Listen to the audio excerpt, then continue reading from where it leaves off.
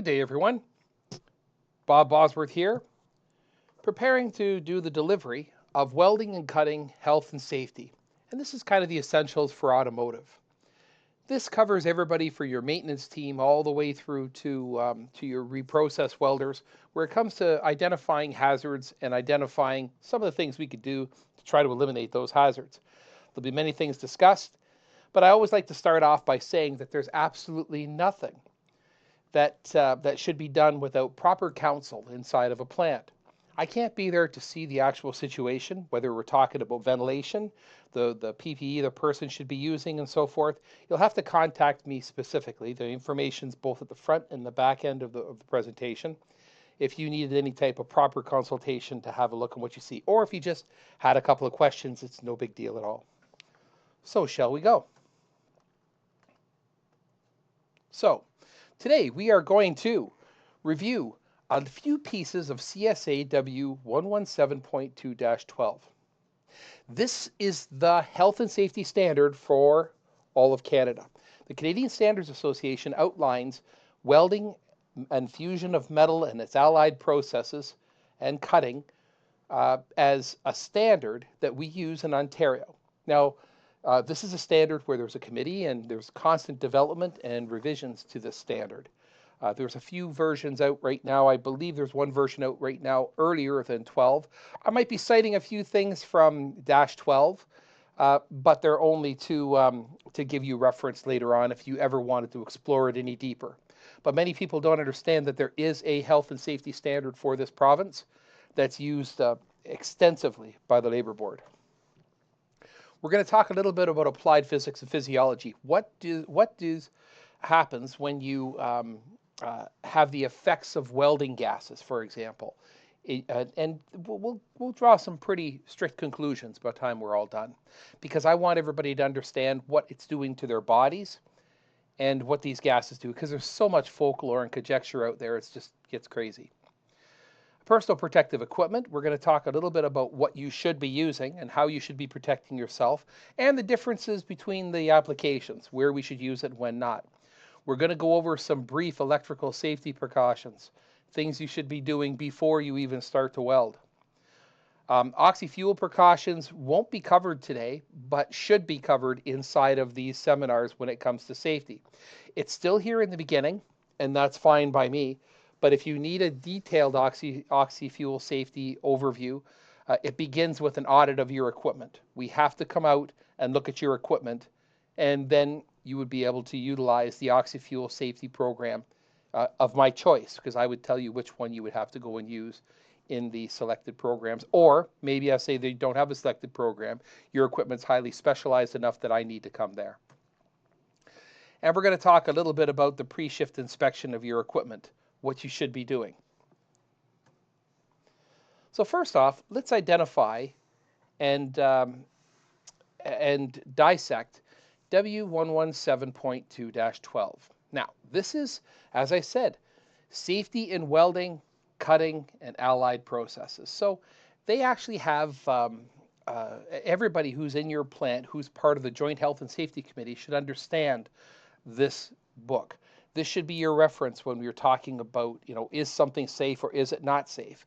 Many times it has to do with an interview with the person. The people are uncomfortable doing a certain thing, and they should not be forced to do it. They should be taught how to do it. If they can't, there's resolutions. So as a worker, your rights in Ontario are pretty clear. You get to participate in joint health and safety committees, health and safety reviews, audits. Most companies welcome people because they rotate people between the office and the shop floor when it comes to their skill set and what they're doing, because everybody does a different job. Therefore, everybody might have different concerns. It's important in joint health and safety have a mix-up of exactly what makes up the company. If there's more people on the shop floor, there should be more people there. The employee has a right to refuse.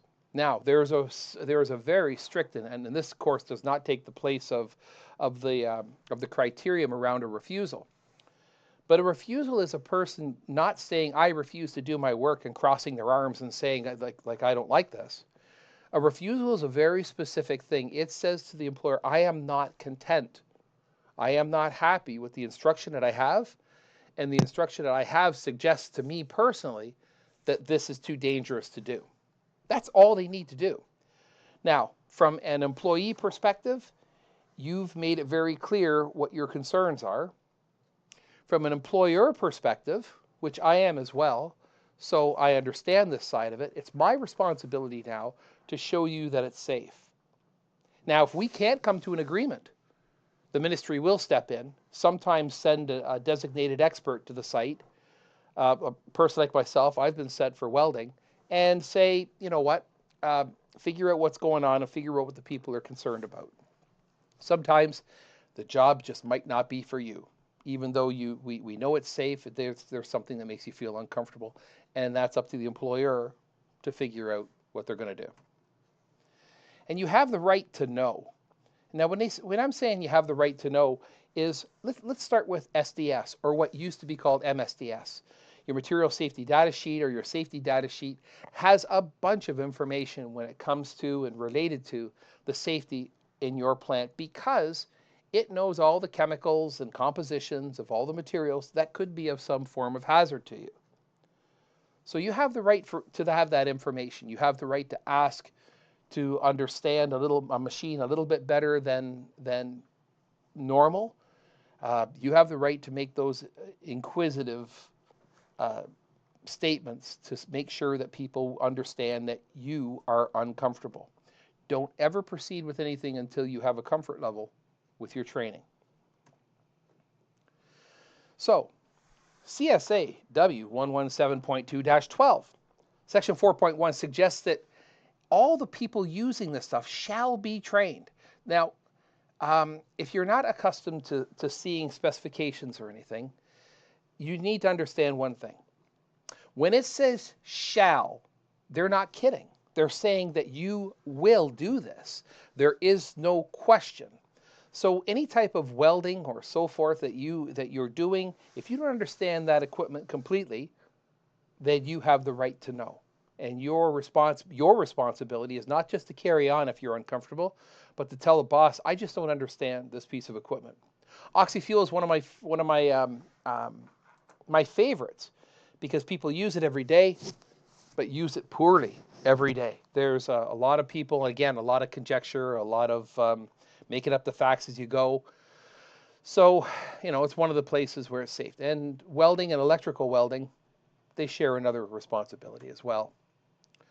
So let's talk about basic applied physiology and general shop knowledge, things in the shop that can have an effect on your physiology, can have an effect on your breathing, can have an effect on your blood, can have an effect on your eyes. Let's talk about the things that can harm you. Now, I'd like to open up everything with understanding breathing air, because your air carries a certain concentration. As shown before you, oxygen 21%, nitrogen 78%, and the last one is almost 1% of argon. Now, oxygen is life. That's what we're here for. The 21% is nominal. It changes just slightly from one place to another. Elevations change your breathing as well, but it doesn't change the oxygen very well. Always think of elevation, like the sports people. They all go to train on top of mountains and so forth, because the air is thinner. It's not necessarily less in oxygen, but it's less pressure to get it to you. And there's struggles. You might struggle a little bit. As you spend more and more time up high, your blood will compensate for this lack of pressure and actually create more red blood cells, making your blood even more efficient. So oxygen can be manipulated. There's limits. The Occupational Health and Safety Act limits you to no less than 18 and no more than 23. There is a condition called oxygen toxicity. I'm a licensed paramedic. I spent 3 or 4 years doing that, and doing for quite some time part-time. And we got to make sure we don't just put a person on oxygen and have them walking around. When you put a person on oxygen and they're not used to being on oxygen, they could become woozy and fall down. We always lay them down, because there's a condition of oxygen toxicity. Your body needs the oxygen, right? Don't understand me. Your body needs that oxygen, and I'm going to keep giving it to them because your tissues need it. You might have been injured. Your brain needs it. Your body lives by it. So oxygen being probably the most important. Nitrogen is a filler. Nitrogen is a reactive gas that happens to make up 78% of our atmosphere. Our nitrogen itself is a little bit lighter than air when it comes to the actual specific gravity or weight of the air, which we'll discuss soon. And the last one's argon.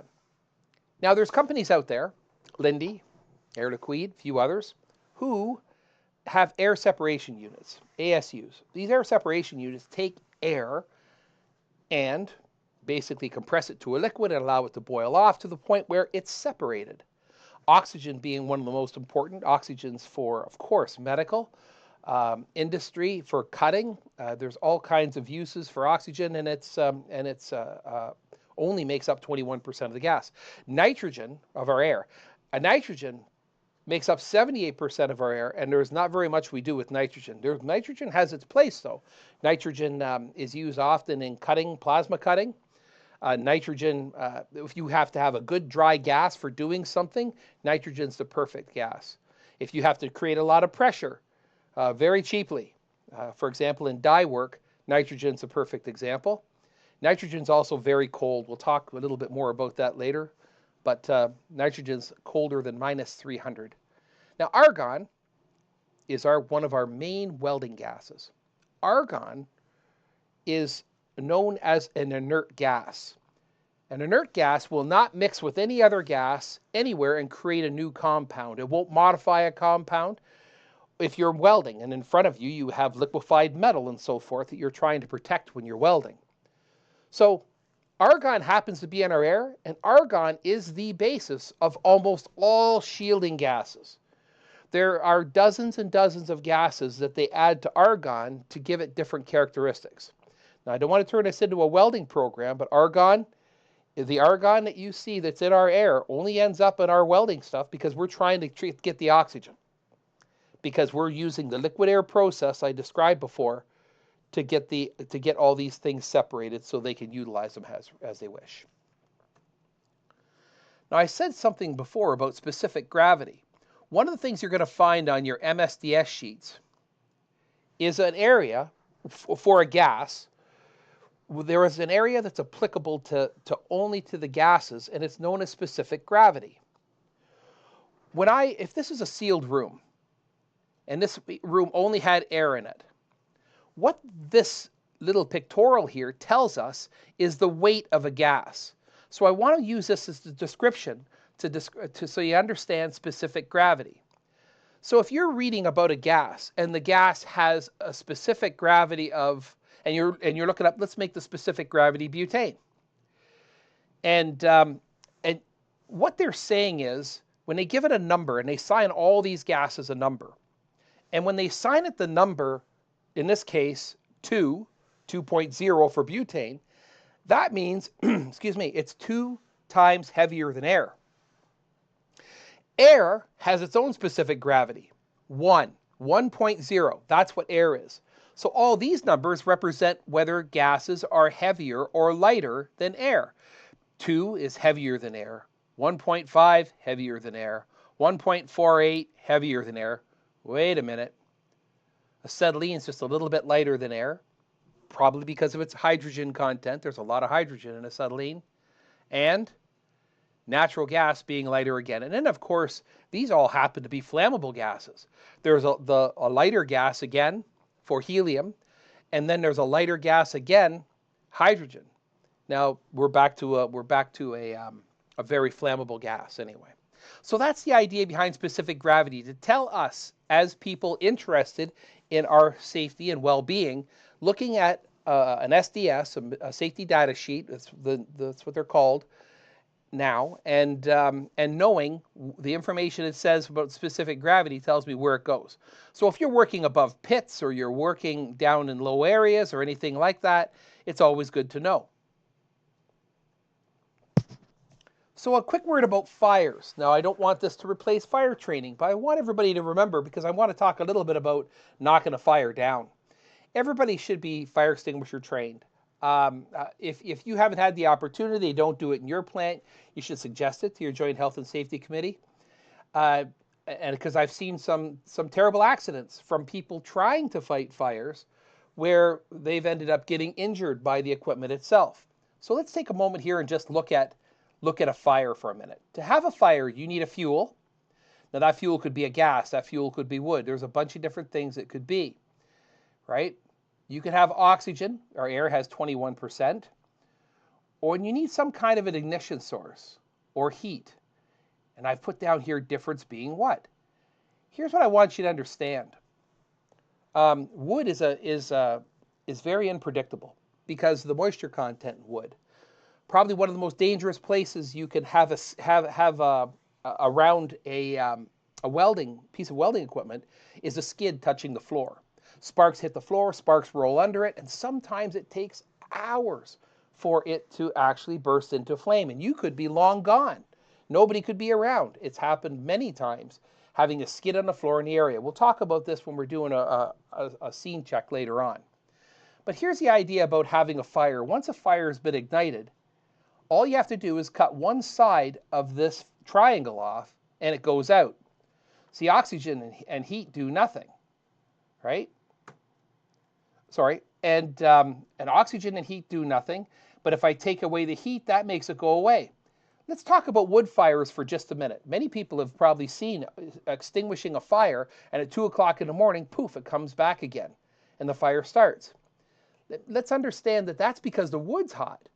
The wood is so hot inside that it's rearmed itself. It's rekindled itself and burst into a condition called spontaneous combustion.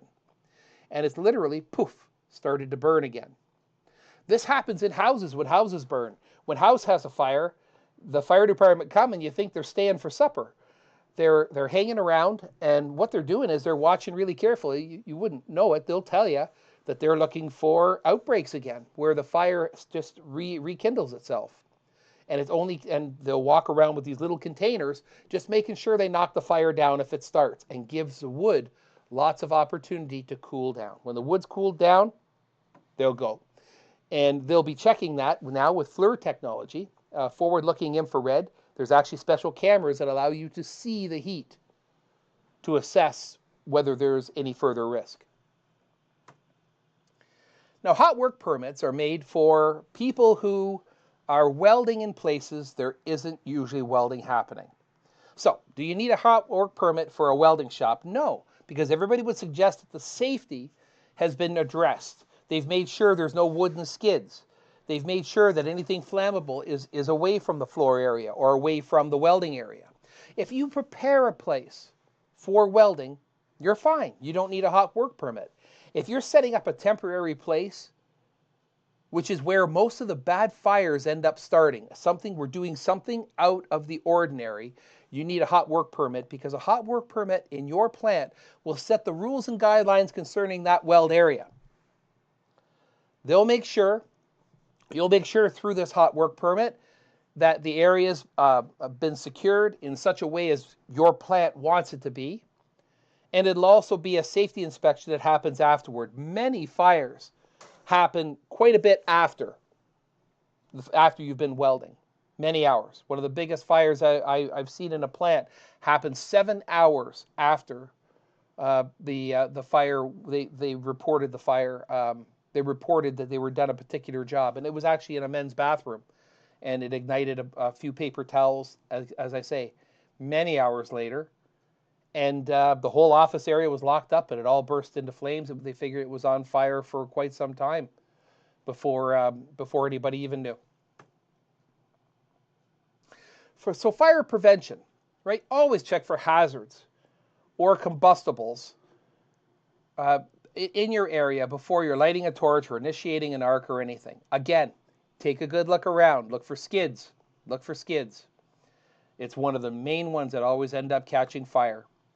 And always have a fire extinguisher nearby. What I love when I see a fire extinguisher on a portable welding machine. I love when I see a fire extinguisher on an oxy fuel set. And I also love it when I look at it and it has a sticker on it to say that it's been properly inspected as it should be. Now, be cautious. And I'm saying this in automotive because there's been a couple of fires. When you're welding up above a pit and there's a pit down below, and often underneath the presses, and that is exactly what I'm talking about, the sparks will land down in there, and if they're large enough, if the balls of metal are large enough, they carry enough heat, they'll drop in oily areas and they will ignite the oil. So you always want to look out for situations where are my sparks going? Are they protected? Right? And you also have to make sure you're thinking about what goes on inside that pit. One of those specific gravities for gases that we talked about was for propane, and there's propane lift trucks everywhere. What if one of them had a leak and you were parked over top of one of these pits? Have your plant assessed by a professional or someone to let you know if you think there are risks here. Because if you're over top of a grading system or something like that with a lift truck and the specific gravity of propane being 1.5, if it's got a leak, it's running into the pit. And I want you to know this clearly. Heavy gases puddle on the floor just like water does. And light gases puddle on the ceiling just like water would if the room were upside down. Butane lighters shouldn't be in a plant.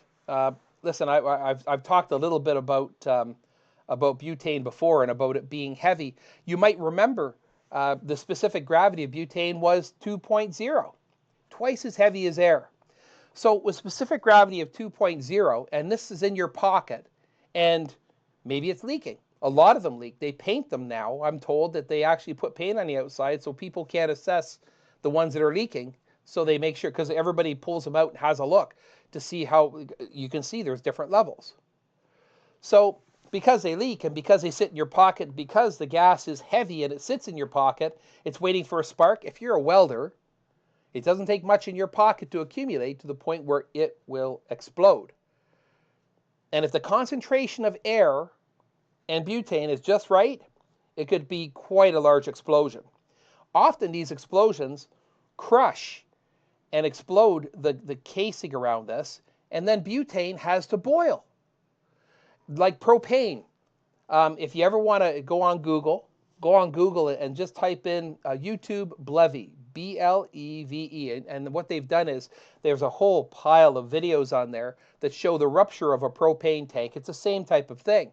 But propane tries to find its new mass is 270 times its volume as a liquid, right? Butane has its own expansion rate. So you have to be cautious about what we call BLEVs, boiling liquid expanding volume explosion. And when these do rupture, all this gas tries to find this new way, this new size. And when it tries to find the size, it's very, very cold. So you'll end up not only injured from explosion, but you'll end up with frost burns as well. Common in liquefied gases. Now, most fire extinguishers are ABC. I just wanted to point out very quickly that if you have an ABC, you're good to use it on ordinary combustibles, flammable liquids, and Class C is for electrical equipment that's still charged. For example, you can't just take a fire extinguisher and spray an electrical panel with an input with water or any type of a liquid. You have to be very, very careful. It has to be something that's not going to conduct. An electrical panel, well, you might not be able to kill that electrical panel, right? You still certainly won't kill the power going into it. So that's a perfect example of a C. D is for combustible metals, such as magnesium. There's a few others out there, sodium and so forth. Not a big concern, but almost every plant uses this for ordinary combustibles. So your fire extinguisher should be, at the very least, be an ABC.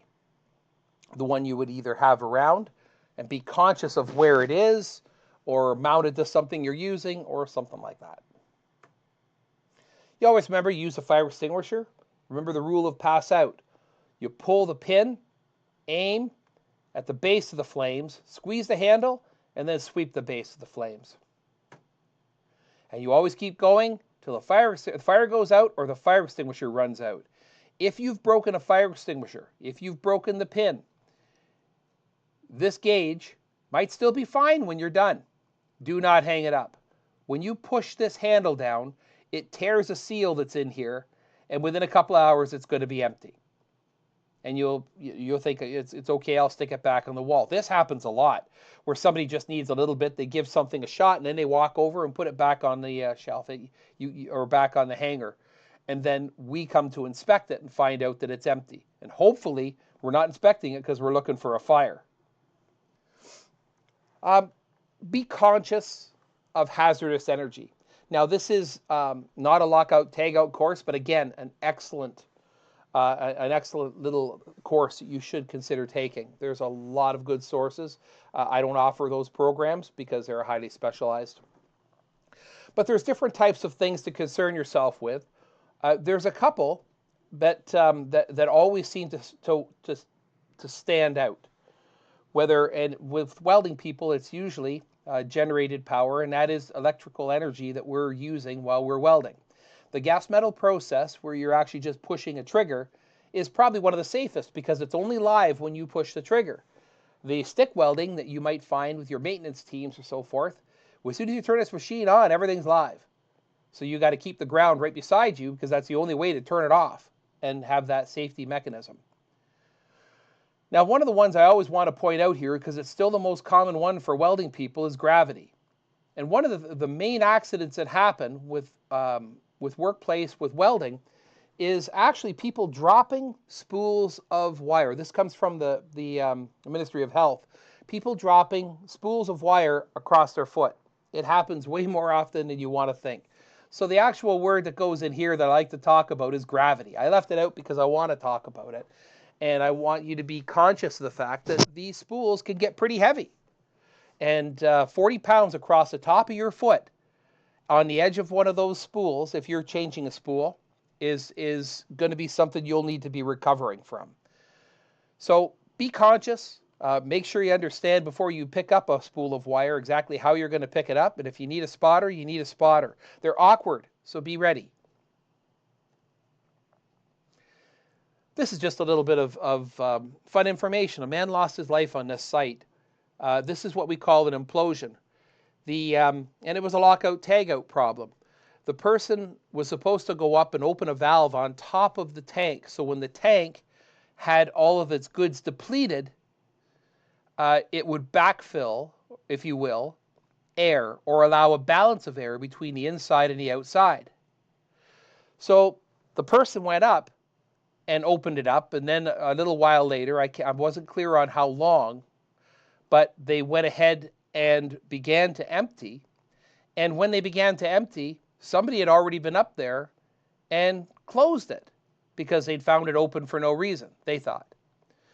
When they realized when they were pumping out what was happening, the gentleman who knew it was open on top, he was sure he'd opened it on top, ran up this ladder and ran right off the edge and perished down here somewhere. Lockout tagout, I can't stress enough lockout tagout protocols and what catastrophic things can happen as a result. And just a moment on the tank, if I will. Remember what killed this. As it was emptying, there was a vacuum being created. Now that's one way of looking at it. Your grade 9 science teacher probably had a lot of fun talking with you about vacuums.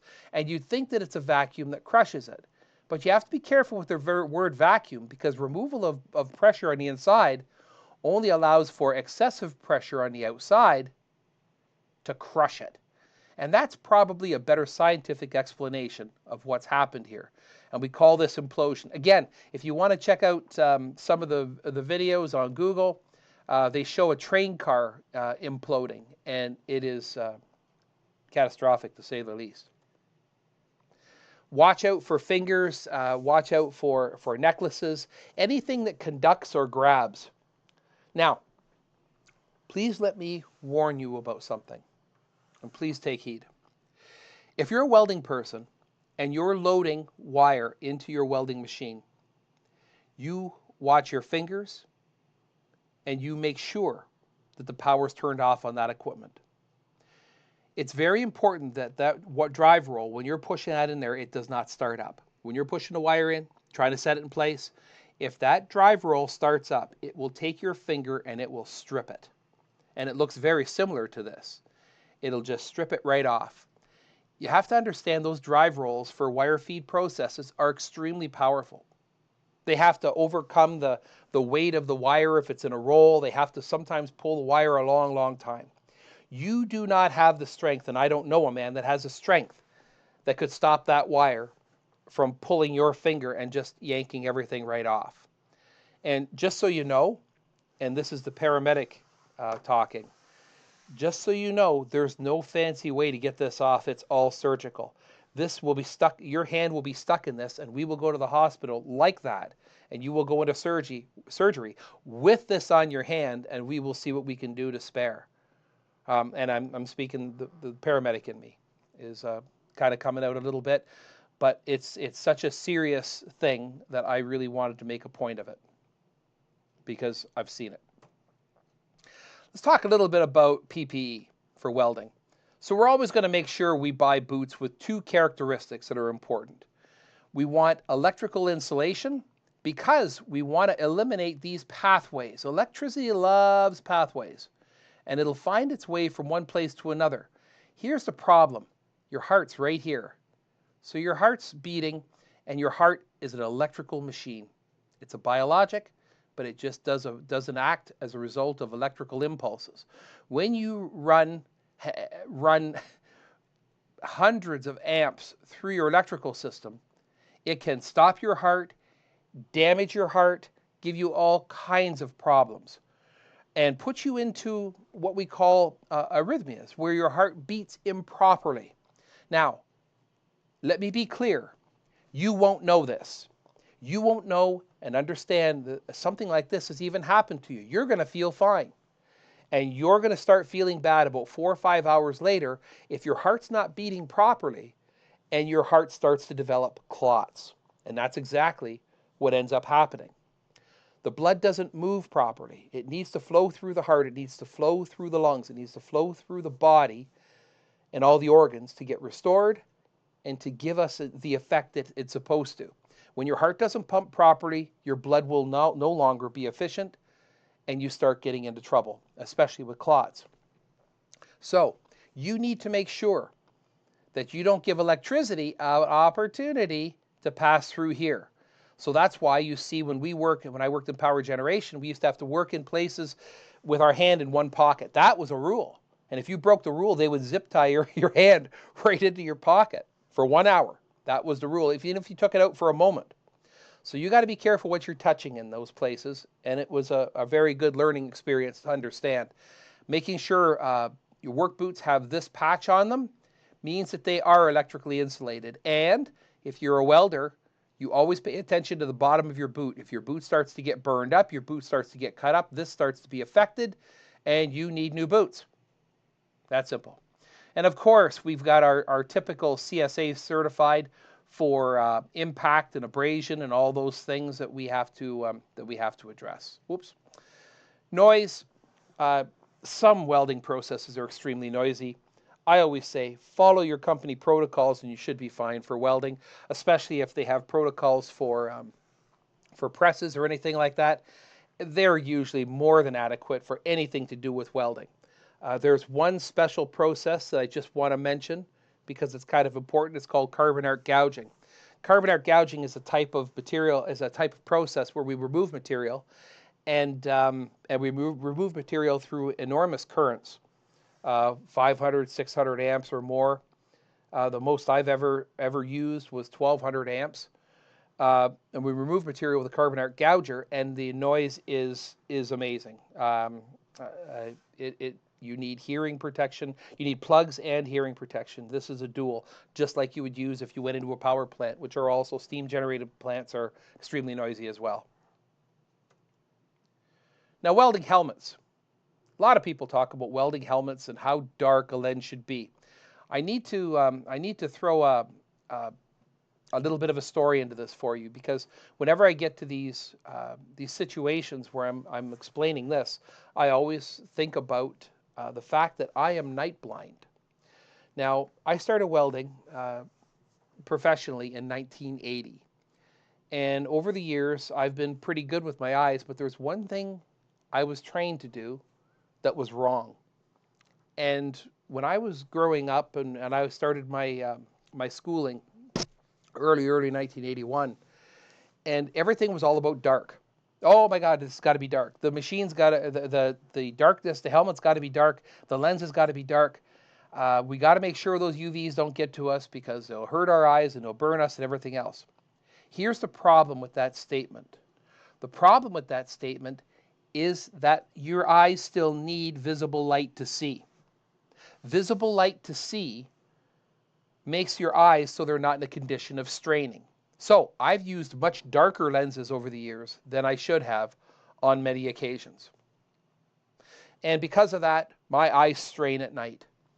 My best friend's an optometrist. I tell the story all the time that you always know a person that loves what he does if he talks about it when he's drunk. And if he has a couple of drinks, he always reminds me, you don't take care of your eyes, and he starts to do it because he's very serious and a good optometrist too.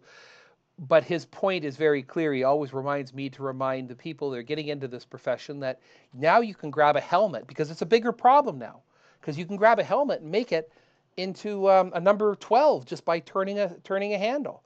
And now this is saving your eyes from having to strain a little bit, but you still need visible light to see. But you are, over time, damaging your eyes if you're not leaving yourself that visible light. So the next question always turns into, well, okay, then Bob, how dark, how light can I go? And this is a table that was done by the American Welding Society. It's actually found in our CSA W117 as well. And it's been reprinted in both because it was a study to understand the ultraviolets, because that's what we're trying to protect ourselves from. The ultraviolets are what burns our skin. The ultraviolets is what causes cataracts in eyes of older people. They used to be commonly, and they still are with older folks that have had a lot of time outdoors, or maybe haven't had their eyes protected with quality glasses, right? But what it does is this table, it defines your welding process. This is stick welding. This is gas metal arc welding. This is most everybody in automotive. And this is also automotive too, gas tungsten. This is also known as TIG weld. And what it does is it takes the MIG welding and it breaks it down into less than 60 amps, 60 to 160 amps, 160 to 250 amps, and then 250 to 500. Now, I'm going to tell you right now that you folks usually are welding somewhere in the neighborhood of 60 to 160. So you are fully protected. What it's telling you is you're fully protected at 10, but the suggested is 11. So I've seen welding helmets out there that actually go up to 13, and they're almost black. And you can get them darker, but not in an automatic darkening. So be conscious of what it should be. I used to weld less than 60 amps, and I would have a number 10 lens in. And I did this for quite some time. And it's one of the things that caused the few issues I have. Now, leather and Kevlar gloves. I'm a big fan of leather. Leather is fantastic. Leather gets a little stiff. Kevlar gloves are more expensive. This particular Kevlar glove is for high heat. You could grab something is 1,000 degrees Fahrenheit. And you could pick it up with these and you wouldn't even know it. You could hold it in your hand for 1 minute and you'd start to feel it getting a little warm. Kevlar and ceramic enforced Kevlars are fantastic for high heat applications. So we're protecting ourselves from molten metal, arc rays, and electrical shock. Now, molten metal, of course. Arc rays, infrared is what you feel. Ultraviolet is what burns you. When you're flying along in the boat, nice on a hot day, but you're nice and cool because you're whipping through the air and the ultraviolets are burning your head, that's why. The ultraviolets are getting you. They don't care what the temperature is, and you can get a burn from from the sun. You can get a burn from the heat, which is the infrared, if you get too close to it. Now, mostly infrared, you feel yourself because that's the heat that comes from it. That if you get an infrared heat coming at you, the infrared will say move away. Ultraviolet, you don't find out that the heat was even there, the ultraviolet burn, for many hours later. So you've got a portion of your skin you're looking at that's fine when you walk out of the plant, but you've had a place that's not covered, and 2 hours later you look and there's a big blister there, and that's how it happens. Electrical shock. Now, electrical shock only works if the gloves are dry. Now, I say that because a lot of people would weld with stuff, and I've seen people welding with gloves that are damp. I've seen sweat coming right through gloves. Whenever you see a set of gloves and you're doing something in a welding, holding anything that's highly electrified, you want to make sure your gloves stay nice and dry. Now, when it comes to your clothing, you don't have to be dressed up like this guy, but he happens to have everything on and some of the things that I kind of like, right? He's probably got a set of leathers with sleeves on above. He's probably got this apron coming down, which I like these aprons, and I actually like them in cotton because they're easy to wash. I can throw them in the wash, and they last a long time. If you want to help cotton from to get sparks bouncing off of it, spray it with a little bit of spray starch. Spats, they make these leather spats that sit on top of your boots. Now, for automotive applications, you don't have a problem here. We worried about these when we were in stick welding, where there's slag that could drip down on top of your boot or something like that. Now, you can get sunburned. We've talked about this already. You can get sunburned if you're not properly protected. And sunburns are carcinogenic. Now, let me just say this. Anything you do to your body that causes your body to go to a state of healing causes cancer. The more you stress your body, like the bridge of your nose, if you happen to have glasses, is a place where cancers happen. If you wear safety glasses, where your safety glasses rest on your skin, that's another place. If you drink too much, it's your liver. If you smoke too much, it's your lungs. Whatever you do to stress your body is giving you a greater risk. So the more you can do to protect yourself, there's nothing about welding steel that you would need to concern yourself with, as long as everything's been addressed properly. Is the part clean? Is there a lot of smoke coming off the part? Is the process? These things all have to be analyzed to define whether or not you're at any form of risk. Breathing apparatus is much dependent on the ventilation system you have in automotive. Sometimes the ventilation system is so good you don't need to do anything. But if you should need it, there's a bunch of different options related to welding as well. And we can actually provide welding helmets now that have ventilation inside of them. It actually keeps you quite cool. It's one of my favorite things, and it keeps you quite cool in the summertime. So a little bit about electrical safety. So let's go through some of the things we need to consider. Of course, higher voltages are shock hazards. You got to beware of damp clothing. I've seen some terrible shocks in the summertime, especially around the process known as TIG, or tungsten inert gas, or gas tungsten inert. These processes can cause, because these processes can short out, and electricity is constantly looking for a better pathway.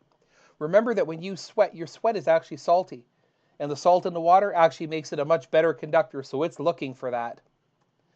You got to make sure your equipment's in good order. Your company may or may not have pre-shift inspections. It's always a good idea to have a pre-shift inspection. If this is the automotive sector, then there's probably an instruction sheet. If there's an instruction sheet, there is definitely an area on it with a short pre-shift inspection of things you should be looking for. So, not too often do people from the shop floor perspective get involved in throwing disconnects. And that is the big thing with an arm on it on the wall that turns power off and on. If you do that in your plant, you need to understand the protocols in your plant. You never just walk up to one of these boxes and just turn it on. There's new standards, and what we call them flash protocol, that you have to talk about with your maintenance staff before you're just turning a machine on, if that's how the machine is hooked up. So make sure you talk to your plant about the Electrical Safety Authority, and make sure that ESA, you understand that the ESA allows or doesn't allow based on what you guys are using in your plant to turn machines off and on. I don't like machines plugged right or wired directly into disconnects. I like it better when I can pull the plug if I need to pull the plug. And always make sure your work pieces are properly grounded. Remember your welding process, and I'm going to slip into quality here for a second. Your welding process is dependent on a very good electrical connection. So the most resistant part of your entire welding process is the arc. And then it'll focus all of its energy in that place. If I have hot areas of materials all over the place, or if I've got a bad ground and it's sparking all over the place, expect to be struggling with your machine all night, because that's just how it goes. A good connection is important. Now this is a little bit more for the people who are setting up robotics or welding a long ways away. I'm not going to go through it with detail, but what it does is it's actually part of CSA W117, and you have to keep in mind, especially for people who are doing the portable work, that the further you are away from your welded area, your welding zone, and the further that welding zone is away from the machine, you need larger cable. And there's calculations for that. I wanted to provide you with a table, the table right out of there, right out of that standard, to say this is what you should be considering. And don't forget, these are welding currents, and these are distances. These distances, by the way, represent the trip to the site and the electrical trip back to the site. And there's very little that can be done, that can be hurt, if you're traveling to the weld site and then back to the machine with another cable. There's a lot of problems that happen in plants and with highly sensitive equipment by just grounding to the side of a piece of equipment and hoping for the best. Electricity finds some crazy ways to destroy electrical equipment, especially computer systems and so forth, when it comes to their service. So this is a good example that I want to put my ground right here and I want to weld right here. In most cases, the best place to do it is to have a ground that's within a step or so of the welder. If this person gets an electrical shock and they're caught and they're trapped, and you just stand there and shake if you get an electrical issue, the only thing I can do is kick this person really hard to try to knock them away from their electrical shock and the equipment, with my insulated boots, by the way. Or I could pull this ground off. Now, I prefer not to kick them. I will if I need to, but I will. But if I could pull that ground off, I've achieved the same thing. If their ground is somewhere else, or the ground is bolted to the table somewhere, that's a bad idea, right? I can't do anything about it. Now, more for stick welding, I'll admit, more for stick welding than MIG. So, this is what the boss, or me, or somebody who's given you the appropriate training is responsible to do for you. So, ensure that equipment's in safe working order. But remember, it's your responsibility to make sure that we know that it does have a problem. Implement engineering controls to eliminate hazards where possible. We will do surveys of your plant. We'll do surveys of your plant, we'll do surveys of your site, and we're going to actually make sure that we check even the ventilation, to make sure the ventilation is adequate in that area. And that's what they mean by engineering controls. If we need to install ventilation, we will. If we need to put more lighting, which is common, especially for reprocess people, we'll do that. Everything we can do to help. Ensure a person has the PPE and it's being used. And that's the other thing too, right? We can give you this PPE, but if you're not using it, that's a problem. And it turns into often a disciplinary action. Train personnel in working in the welding environment and health and safety procedures. So you need to understand not just that you got to put on this mask. You need to be trained in how to put the mask on and make sure the mask is fitting and it's effective. So that's the end of my safety seminar. Please feel free to contact me at 226-387-4541 or my email address, or by email, if you need any more information or details. Thank you very much for your time. I do appreciate it. Take care.